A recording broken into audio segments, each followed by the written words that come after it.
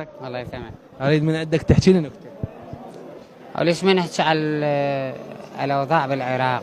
ايش نحكي على وضع كتغير ببلدنا ماكو شيء، يعني ما بدنا نشوفه كتغير. كوضع أمني زيرو، كتغيير حكومة ماكو. بدنا نشوف إنه الانتخابات انتخبنا ورحنا ورجعنا وماكو لحد الآن. ايش وقت العراق يتغير مثل الدول؟ اتمنى نعيش مثل ابو ظبي، نعيش مثل الدول العربيه. احنا بعيدين عن دول اوروبا.